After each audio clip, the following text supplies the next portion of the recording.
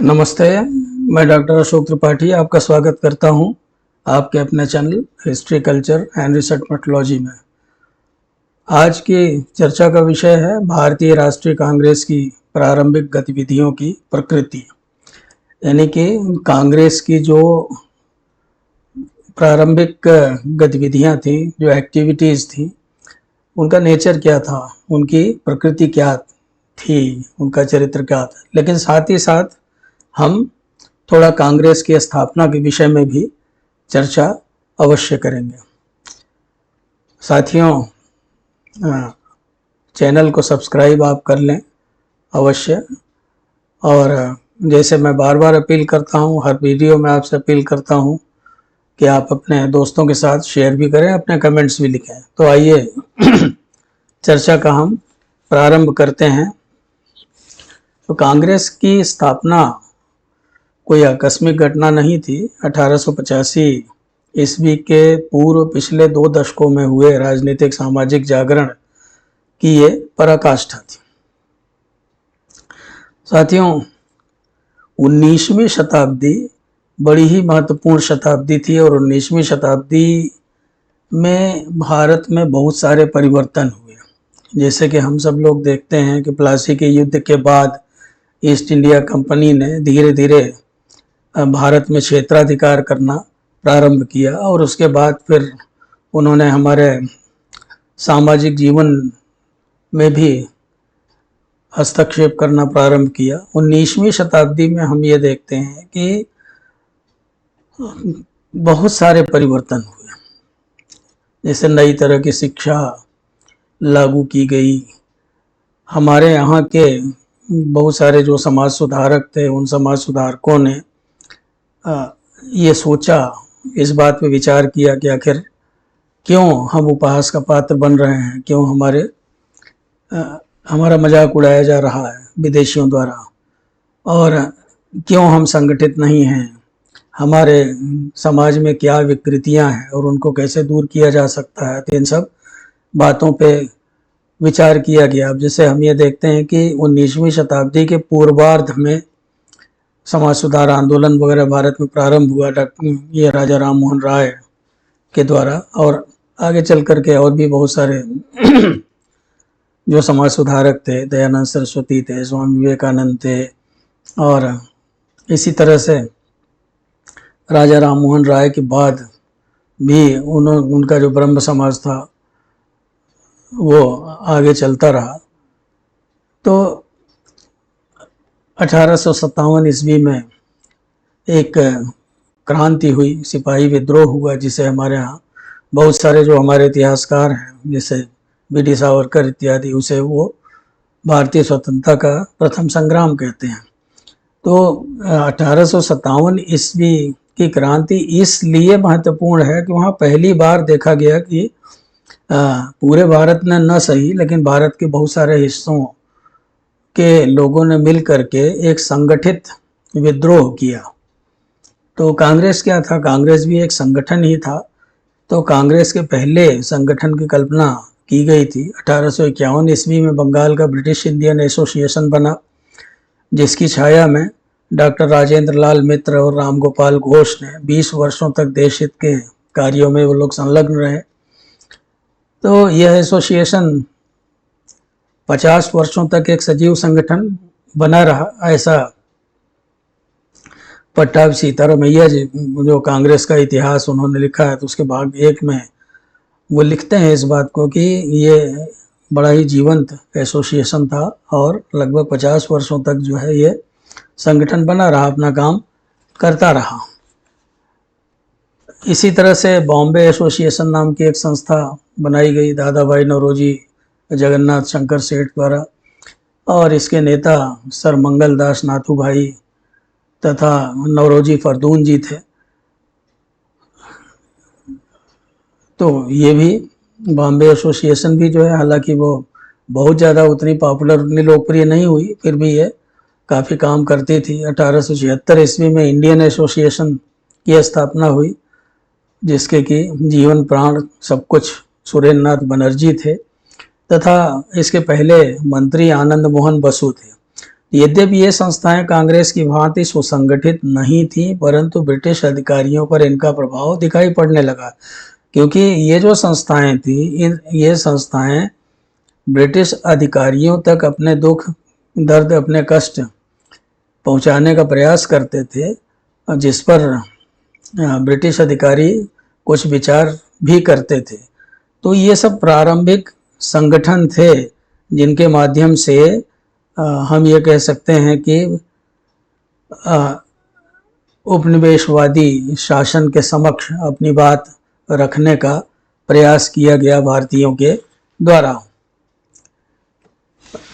सुरेंद्रनाथ बनर्जी 1877 ईस्वी के प्रसिद्ध दिल्ली दरबार में उपस्थित थे और अनेक गणमान्य लोगों से मिलने का उन्हें अवसर प्राप्त हुआ था। एक अखिल भारतीय संगठन का विचार वास्तव में अगर देखा जाए तो सबसे पहले सुरेंद्रनाथ बनर्जी के मन में आया था। ये पट्टाभी सीतारामैया ने अपने कांग्रेस के इतिहास में लिखा भी है।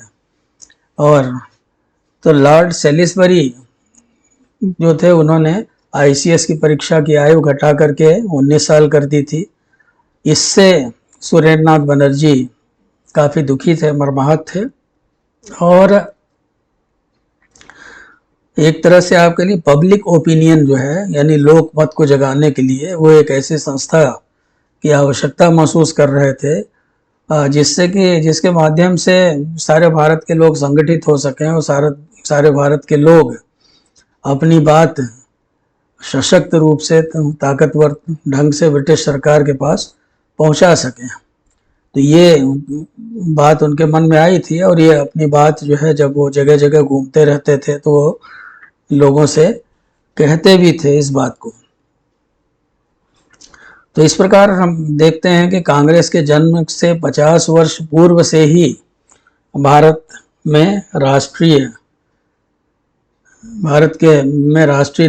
नव यौवन में खमीर उठ रहा था, यानी कि एक तरह का उबाल आ रहा था। एक तरह से आप ये कह सकते हैं कि जो राष्ट्रवाद की भावना 1857 की क्रांति के बाद भारतीयों में आई थी, और साथ ही साथ जो हमारे समाज सुधारक वगैरह थे, समाज सुधारकों ने जो आंदोलन चलाए थे, तो उससे भारतीयों की सोच बदली थी। और बहुत सारी चीज़ें और थी, जैसे समाचार पत्र वगैरह निकलने लगे थे, और भारत में रेलवे लाइन वगैरह का, सड़कों का विकास हुआ, डाक तार वगैरह का विकास हुआ। बहुत सारे लोग विदेशों से पढ़ के आए थे, बहुत सारा विदेशी साहित्य भारत में आ रहा था। तो कुल मिलाकर के भारत में बदलाव की एक बयार बह रही थी। अब समाज सुधारों के अग्रदूत राजा राम मोहन राय द्वारा प्रारंभ किए गए समाज सुधार आंदोलन और तत्परांत देश भर में सुधारों की एक श्रृंखला ने भी एक अखिल भारतीय संगठन के अस्तित्व में आने की भूमिका का निर्माण किया। अब राम मोहन राय ने ब्रह्म समाज की स्थापना की। उन्होंने धर्म के रूढ़िवादी स्वरूप को स्वीकार नहीं किया, उसमें उन्होंने सुधार किया। और साथ ही साथ उन्होंने सती प्रथा के विरुद्ध एक सफल आंदोलन चलाया, उसके खिलाफ कानून पास कराया। अब राजा राम मोहन राय अंग्रेजी शिक्षा के बहुत बड़े समर्थक थे और उनका ये मानना था कि पश्चिमी शिक्षा ग्रहण करके ही हमारे समाज में बदलाव आ सकता है। और इसके लिए उन्होंने वायसराय वगैरह को पत्र, ये गवर्नर जनरल को पत्र भी लिखा था।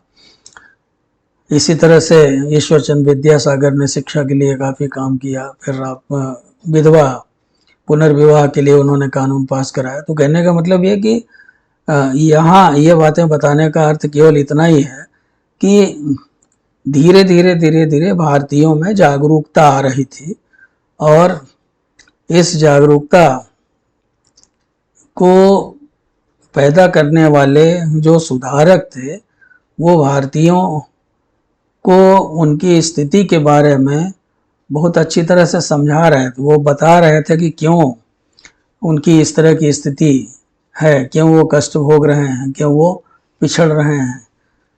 तो इस तरह से अगर कहा जाए तो एक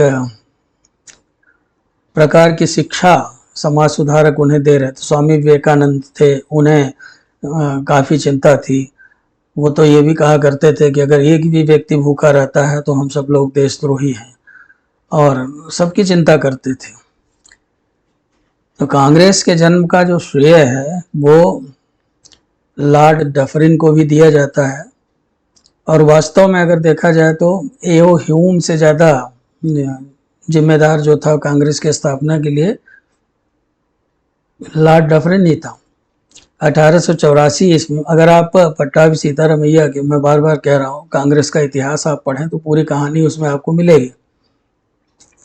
तो कांग्रेस के जन्म की जो कथा है वो इस प्रकार से है कि 1884 ईस्वी में एओ ह्यूम के मस्तिष्क में कांग्रेस की स्थापना का विचार आया, और वो चाहते थे कि भारत के प्रधान राजनीतिज्ञ वर्ष में एक बार इकट्ठा होकर के सामाजिक विषयों पर, ध्यान दीजिएगा, सामाजिक विषयों पर चर्चा कर लिया करें, और आपस में, अब चूंकि जब वो मिलेंगे एक जगह पे इकट्ठा होंगे ढेर सारे लोग देश के कोने कोने से आके, तो उनमें आपस से में मित्रतापूर्ण संबंध बनाने का अवसर भी उनको मिलेगा। तो इस तरह से उनमें एकता आएगी, और साथ ही साथ जो सामाजिक विषय हैं उन पर वो चर्चा भी कर लेंगे। तो ये ह्यूम ये नहीं चाहते थे कि राजनीतिक विषयों पर चर्चा करें वे, क्योंकि बम्बई, मद्रास, कलकत्ता और अन्य बहुत सारे स्थानों पर राजनीतिक मंडल थे जिनके माध्यम से राजनीतिक चर्चा होती रहती थी। अखबारों वगैरह में भी राजनीतिक चर्चा हुआ करती थी, लेख वगैरह लिखे जाते थे। तो एओ ह्यूम 1885 ईस्वी में लॉर्ड डफरिन से शिमला में मिले, और उनकी बातों को लॉर्ड डफरिन ने ध्यानपूर्वक दिलचस्पी से सुना। ह्यूम चाहते थे कि गवर्नर की अध्यक्षता में, मतलब एक संगठन बनाया जाए भारतीय जो राजनीतिज्ञ हैं उनका, और गवर्नर की अध्यक्षता में उनका अधिवेशन कराया जाए, जो आजकल जिन्हें हम महानगर कहते हैं, जैसे कलकत्ता में, बॉम्बे में या मद्रास में, ऐसे स्थानों पर। तो और उनकी अध्यक्षता जो है कोई गवर्नर करे, या ऐसे शहरों में, ऐसे नगरों में जो है ये अधिवेशन हो जहाँ गवर्नर कोई हो। तो डफरिन ने उनको सुझाव दिया कि यहाँ इंग्लैंड की तरह सार्वजनिक मंडल नहीं है जो सरकार के कामकाज का विरोध करे, भारत में यानी।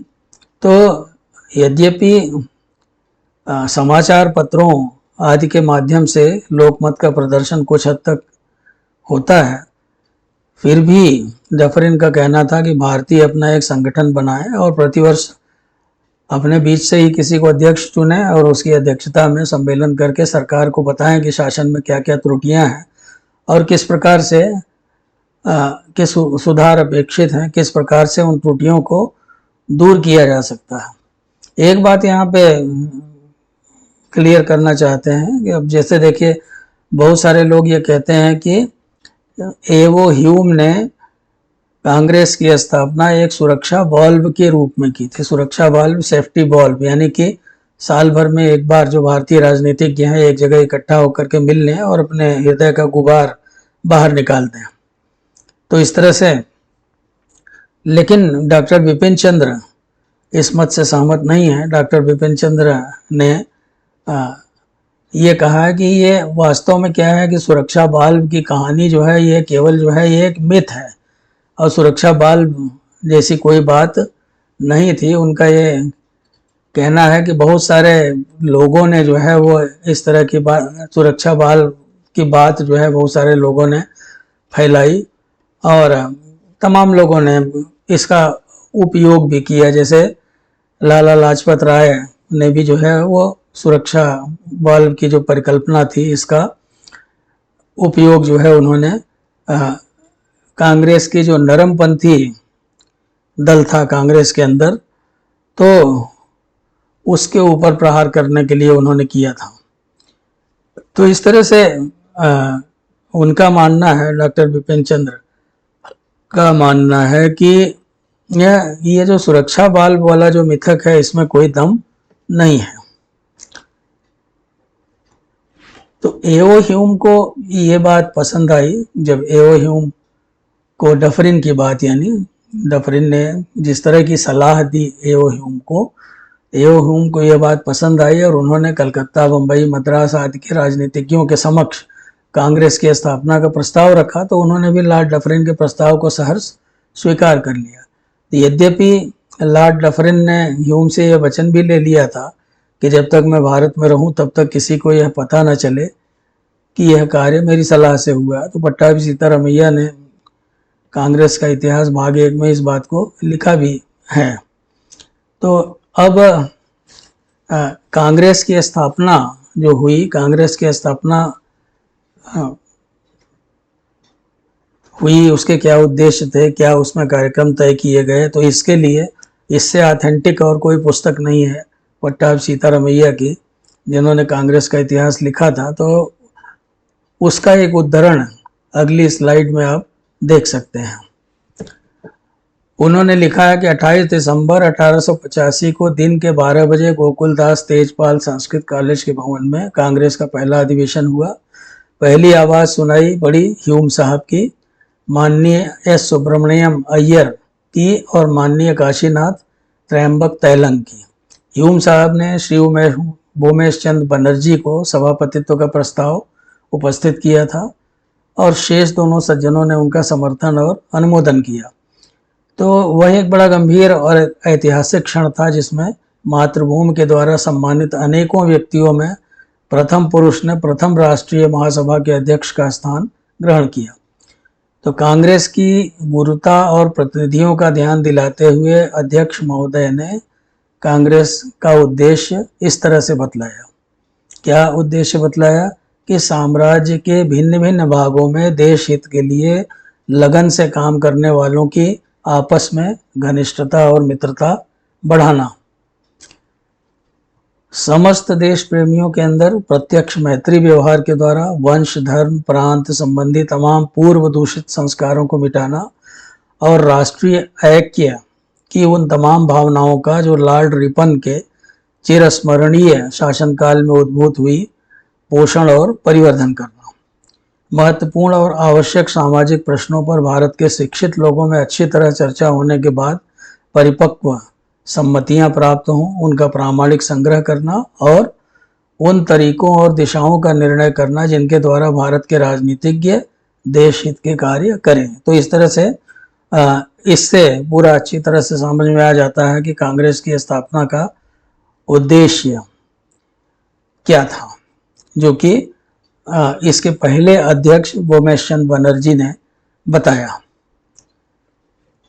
तो साथियों, कांग्रेस की सफलता असफलता उसके स्वरूप का निर्णय करने के लिए ये आवश्यक है कि प्रारंभिक वर्षों में उसकी उपलब्धियों का विश्लेषण किया जाए। कांग्रेस का सबसे बड़ा उद्देश्य भारत को एक राष्ट्र का रूप देना था।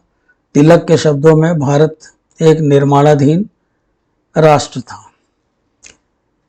और भारत जो है एक राष्ट्र के रूप में निर्मित हो रहा था। तो इसलिए जो है कांग्रेस की जिम्मेदारी बहुत अधिक थी। कांग्रेस के 3 उद्देश्य थे। हालांकि उद्देश्य हमने आपको बता दिया, लेकिन प्रमुख रूप से फिर से रिमाइंड कर लें कि भारत में जाति धर्म आदि से ऊपर उठ करके राष्ट्रीय एकता की भावना का जो है वो निर्माण करना। तो कांग्रेस का जो सबसे बड़ा उद्देश्य था वो क्या था कि भारत को एक राष्ट्र का रूप देना था और इस संबंध में चल रहे प्रयासों को आगे बढ़ाना था। उपनिवेशवादियों के लिए भारत एक भौगोलिक अभिव्यक्ति मात्र था, किंतु जैसे कि हमने तिलक के शब्दों में कहा, तिलक के शब्दों में भारत एक निर्माणाधीन राष्ट्र था। तो कांग्रेस के नेताओं ने महसूस किया कि वस्तुनिष्ठ ऐतिहासिक शक्तियां लोगों को एक दूसरे के करीब ला रही थीं, किंतु वे यह भी महसूस कर रहे थे कि लोगों को व्यक्तिगत रूप से इस वस्तुनिष्ठ प्रक्रिया को समझना है और इसके लिए उन्हें राष्ट्रीय एकता एवं राष्ट्रवाद की भावना में वृद्धि करना आवश्यक है। तो इस तरह से मित्रों, कांग्रेस के जो 3 उद्देश्य थे उनको हम समझने का प्रयास करें तो कांग्रेस के जो पहले अध्यक्ष थे WC बनर्जी, उन्होंने अभी मैंने सारे उद्देश्य जो पट्टाभी सीतारामैया की पुस्तक से था वो आपको बताया, लेकिन उसकी हम थोड़ी सी व्याख्या कर लें तो भारत का एक राष्ट्र के रूप में निर्माण एक लंबी ऐतिहासिक प्रक्रिया थी, चूंकि भारत में बड़ी विभिन्नता थी। जैसे हम भारत में कहते हैं ना कि भारत जो है विविधताओं का देश है। अभी हमने 3-4 दिन पहले मैंने एक वीडियो डाली थी यूनिटी इन डाइवर्सिटी पे, तो आप उसको देखिएगा। तो यहाँ अलग अलग जातियों के लोग, अलग अलग रीति रिवाजों का पालन करने वाले, अलग अलग धर्मों का पालन करने वाले जो है लोग रहते थे। तो इसलिए राष्ट्रीय एकता के लिए बड़ी सावधानी से प्रयास करना था, सभी धर्मों तक पहुंचना था। जो राष्ट्रीय आंदोलन के नेता थे उनको, तो इसलिए ये तय किया गया कि कांग्रेस का अधिवेशन जो है वो देश के अलग अलग भागों में होगा। जैसे हम लोग देखते हैं कि पहले जो है कांग्रेस का अधिवेशन जो है बॉम्बे में हुआ, कलकत्ता में हुआ, मद्रास में हुआ, अनेक शहरों में, कभी नागपुर में होता था, कभी लाहौर में होता था, कभी कहीं होता था। यानी कि देश के हर कोने में कांग्रेस का अधिवेशन होता था। तो इसके माध्यम से ये था कि वहाँ के लोगों को संगठित करने का प्रयास किया जाए जहाँ पे ये अधिवेशन होता था।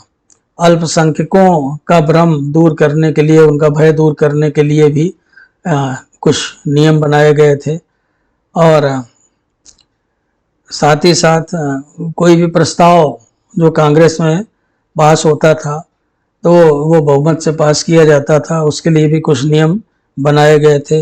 अब बहुत सारे, जैसे हमारे यहाँ पारसी थे, ईसाई थे, मुसलमान थे और बहुसंख्यक हिंदू थे। तो ये तय किया गया था कांग्रेस के द्वारा कि जनसंख्या के अनुपात में जो है उनका चयन लेजिस्लेटिव काउंसिल के लिए होगा। तो प्रारंभिक राष्ट्रीय नेता जो थे वो राष्ट्र को धर्मनिरपेक्ष बनाना चाहते थे, और कांग्रेस स्वयं भी पूरी तरह से धर्मनिरपेक्ष थी।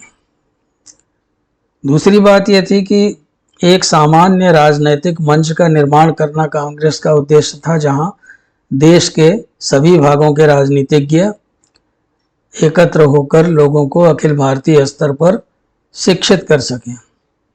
तो ये कांग्रेस का जो था वो एक बहुत प्रमुख उद्देश्य था। और तो एक तरह से अगर देखा जाए तो जो जनता थी, आम जनता जो थी वो अशिक्षित थी। बहुत ज़्यादा लोग पढ़े लिखे नहीं थे, बहुत मुट्ठी भर लोग केवल पढ़े लिखे थे। तो अखिल भारतीय स्तर पर भारतीयों को संगठित करना और शिक्षित करना जो है वो बड़ा कठिन काम था। आगे चल कर के महात्मा गांधी जो थे उन्होंने इस कार्य को बखूबी किया। उन्हीं के बारे में ये कहा जाता है कि उन्होंने कांग्रेस को जो है एक मास मूवमेंट बनाया। तो कांग्रेस जो थी वो, तो उसका जो दूसरा महत्वपूर्ण उद्देश्य था जो है वो यही था कि एक सामान्य एक राजनीतिक मंच तैयार करना, एक ऐसा प्लेटफॉर्म तैयार करना, अथवा एक ऐसे धरातल की रचना करना जहां की देश के सभी भागों से लोग एकत्र हों और अखिल भारतीय स्तर पर उनको संगठित होने के लिए शिक्षित किया जा सके। अब जैसे आप देखिए कि जो कांग्रेस के नेता थे वो स्वयं भी राजनीतिक रूप से शिक्षित हो रहे थे और शिक्षित करने का काम भी कर रहे थे दूसरों को। तो इस तरह से मित्रों, कांग्रेस समाज सुधार के विषय में चुप थी। क्यों चुप थी? इसका कारण, जैसा कि दादा भाई नौरोजी ने दूसरे ही अधिवेशन में कह दिया था कि कांग्रेस को उन्हीं सवालों तक सीमित रहना पड़ेगा जिनका सीधा संबंध पूरे देश से हो। तो इसलिए समाज सुधार की बात करने के लिए कांग्रेस सही जगह नहीं थी। आधुनिक राजनीति, आंदोलन, संगठन, भागीदारी की राजनीति आदि में आदि बातें जो हैं वो भारत के लिए, मतलब ये सब बातें जो थी, जैसे आजकल नई तरह की जो, या मॉडर्न पीरियड में आप कह लीजिए कि अंग्रेज नई तरह की राजनीति थी, आंदोलन था, संगठन था। इसके पहले तो भारत में हम ये देखते हैं कि मोनार्की थी, तो मोनार्की के अंतर्गत जो है ये सब बातें संभव थी नहीं। राजतंत्र में ये सब बातें जो है कि आंदोलन करना, आधुनिक तरह की राजनीति करना, संगठन बनाना, भागीदारी की राजनीति करना, तो ये सब बातें उस समय संभव नहीं थी। तो ये सब बातें जो है जब भारत में अंग्रेजों ने एक तरह से डेमोक्रेटिक प्रणाली जो है वो लागू की धीरे धीरे, तो ये सब बातें जो है वो भारतीयों के लिए नई थी। और यह धारणा कि राजनीति केवल कुछ व्यक्तियों तक सीमित नहीं है बल्कि सार्वभौम है, तो अभी तक लोगों को ये बात ज्ञात नहीं थी।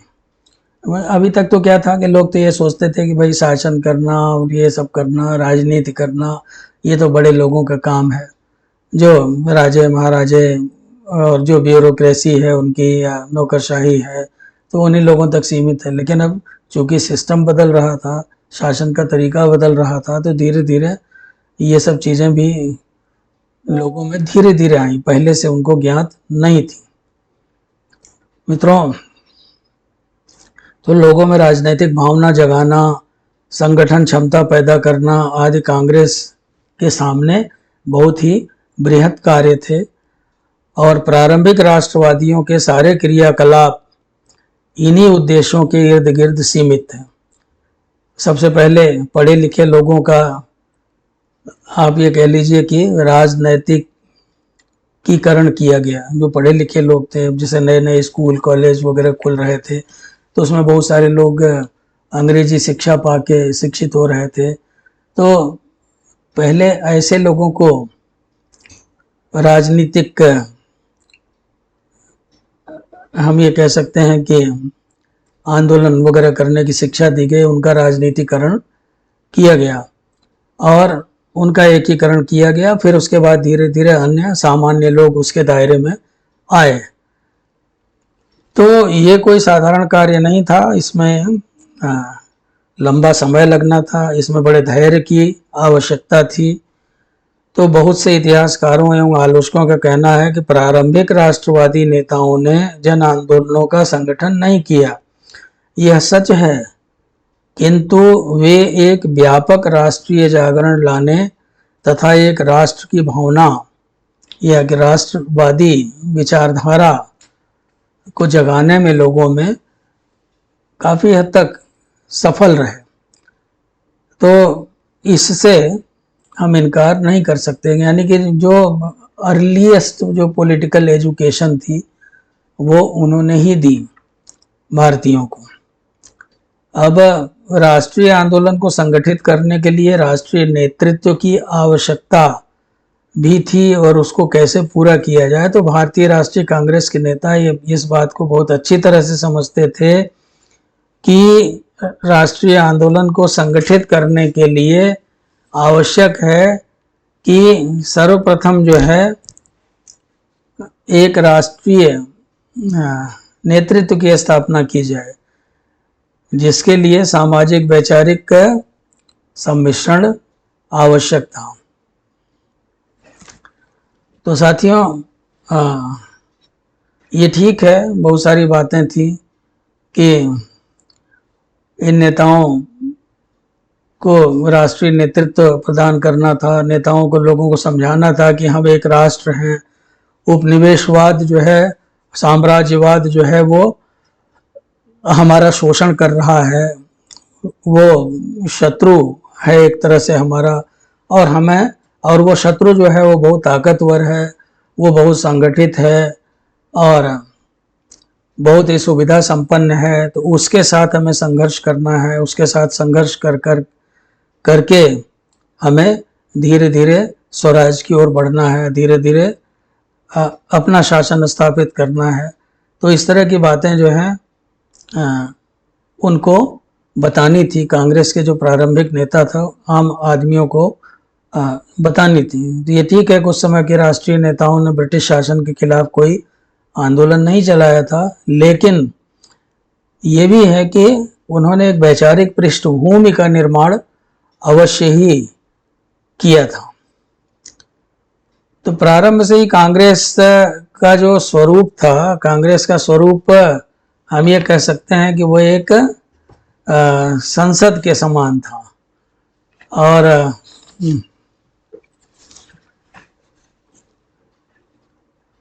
वास्तव में कांग्रेस शब्द का इस्तेमाल जो है, कांग्रेस का अर्थ होता है सभा। कांग्रेस शब्द का प्रयोग अमेरिका में लोगों की सभा के लिए किया जाता था। तो कांग्रेस की गतिविधियां प्रजातांत्रिक ढंग की रहीं और मामलों को आपस में बातचीत करके और कभी कभी मत डाल करके निपटाया जाता था। कुछ लोगों ने लिखा कि औपनिवेशिक राज्य ने भारत में प्रजातंत्र का प्रचार किया, यानी कि लोकतंत्र जो है वो कुछ लोग ये मानते थे कि ये उपनिवेशवादियों की देन है भारत में, किंतु ये बात गलत है। वास्तव में अगर आधुनिक युग में इसका श्रेय देना ही है किसी को, तो ये कांग्रेस को देना चाहिए। तो कांग्रेस ने भारत में प्रजातंत्र का पौधा लगाया और उसे पाल पोस करके बड़ा किया। तो इसी तरह से प्रारंभिक राष्ट्रीय नेताओं ने नागरिक स्वतंत्रता का संपोषण किया और इसे आगे बढ़ाया।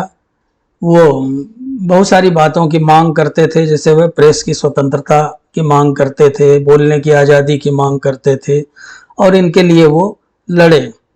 तो वो न्यायिक एवं प्रशासनिक अधिकारों की मांग करते थे, जाति भेद वगैरह के विरुद्ध लड़ाई करते थे। तो कांग्रेस के लिए अगर देखा जाए तो कांग्रेस के सामने एक प्रश्न और था, वो ये था कि उपनिवेशवाद के विरुद्ध लोगों के में समझ विकसित करने की आवश्यकता थी। तो कांग्रेस के सामने एक ये उद्देश्य, कह लीजिए कि एक उद्देश्य ये भी था कि कांग्रेस के लिए यह आवश्यक था कि उपनिवेशवाद के विषय में एक समझ विकसित करे एवं एक उपनिवेश विरोधी आंदोलन का संगठन करे। तो इस संबंध में प्रारंभिक राष्ट्रवादी स्वयं नवसिखिए थे और वे शिक्षक भी थे और शिक्षा ग्रहण करने वाले भी थे। तो वास्तव में 1870 से 1880 के दशक में इस तरह का कोई विचार उपलब्ध नहीं था। उन्हें स्वयं अपनी विचारधारा जो है वो विकसित करनी थी। उपनिवेशवाद के विरोध की विचारधारा उन्हें स्वयं विकसित करनी थी और साथ ही साथ सूक्ष्मतम तथ्य जो है उनका अध्ययन करना था उनको। उन्हें उनके सामने बहुत सारे प्रश्न थे जिनका उत्तर उन्हें ढूंढना था, जैसे कि क्या ब्रिटेन का शासन भारत के हित में है अथवा ब्रिटेन जो है वो उसका शासन भारत के हित में नहीं है, वो केवल भारत का शोषण कर रहा है। क्या शासक एवं शासित इन दोनों में कोई तालमेल है? क्या इन दोनों में आपस में कोई स्नेह संबंध है? लोगों का विरोध भारत में ब्रिटिश नौकरशाही से है या ब्रिटिश सरकार से है अथवा उपनिवेशवादी विचारधारा से है? तो इस तरह के प्रश्न कांग्रेस के समक्ष थे जिनका उनको उत्तर ढूंढना था। क्या भारतीय लोग शक्तिशाली ब्रिटिश साम्राज्य से लड़ने में सक्षम हैं? और बहुत सारे लोग उदाहरण देते थे, कहते थे कि जापान ने रूस जैसे इतने बड़े देश को हरा दिया, तो क्यों नहीं फ्रांस जैसा जो छोटा सा देश था, नेपोलियन ने पूरे यूरोप को तबाह कर रखा था। तो ऐसा नहीं था कि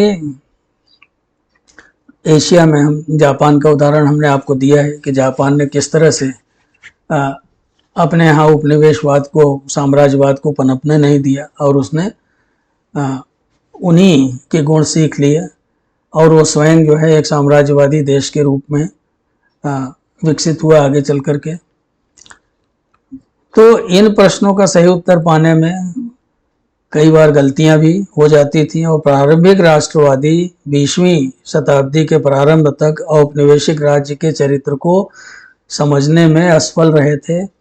वे जन आंदोलनों का संगठन तो नहीं कर पाए, पर लोगों को राष्ट्रीय भावना से परिचित कराने में उनके अंदर राष्ट्रीय भावना जगाने में, राष्ट्रवाद की भावना जगाने में काफ़ी हद तक सफल रहे। और वैसे भी ये उनको दोष नहीं दिया जा सकता। ये कहा जा सकता है कि धीरे धीरे भारत में राष्ट्रीय भावना पनप रही थी, भारत में राष्ट्रवाद का विकास हो रहा था। तो प्रारंभ में कांग्रेस जो है वो ये भी हमें देखना चाहिए कि कांग्रेस जो है वो कोई राजनीतिक दल नहीं था, बल्कि वो एक आंदोलन था। और उपर्युक्त जो वर्णित उद्देश्य हैं, जिन उद्देश्यों की हमने चर्चा की, तो उन उद्देश्यों पर सहमति के अलावा इसने कभी भी अपने कार्यकर्ताओं से किसी विशेष प्रकार की राजनीतिक अथवा वैचारिक वचनबद्धता की मांग नहीं की। यह कभी भी किसी खास सामाजिक वर्ग तक सीमित नहीं रही और प्रारंभ से ही कांग्रेस में विभिन्न प्रकार की राजनीतिक विचारधारा एवं आर्थिक अभिगम से संबंधित लोग थे। तो कुल मिलाकर के हम ये कह सकते हैं कि प्रारंभिक राष्ट्रवादियों का उद्देश्य एक धर्मनिरपेक्ष प्रजातांत्रिक राष्ट्रीय आंदोलन की नींव रखनी थी, आधारशिला रखनी थी और लोगों का राजनैतिकीकरण करना था या पॉलिटिकली एजुकेट करना था, लोगों को एक तरह से राजनीतिक रूप से शिक्षित करना था, उन्हें उपनिवेशवादी विचारधारा से परिचित कराना था, उन्हें उपनिवेशवाद साम्राज्यवाद के खतरों से आगाह करना था। तो सभी दृष्टिकोण से हम ये कह सकते हैं कि जो प्रारंभिक गतिविधियां थी कांग्रेस की, जो प्रारंभिक जो एक्टिविटीज़ थी उनकी जो है, तो उनके स्वरूप को इससे हम समझ सकते हैं कि वो काफ़ी हद तक अपने कामों में सफल रही। तो मित्रों, वीडियो अगर आपको पसंद आई हो तो आप कमेंट अपने अवश्य करें। और एक बार फिर से निवेदन है कि प्लीज़ संकोच मत कीजिए, चैनल को सब्सक्राइब कर लीजिए। फिर मिलते हैं किसी नई वीडियो के साथ। नमस्कार, शुभ रात्रि।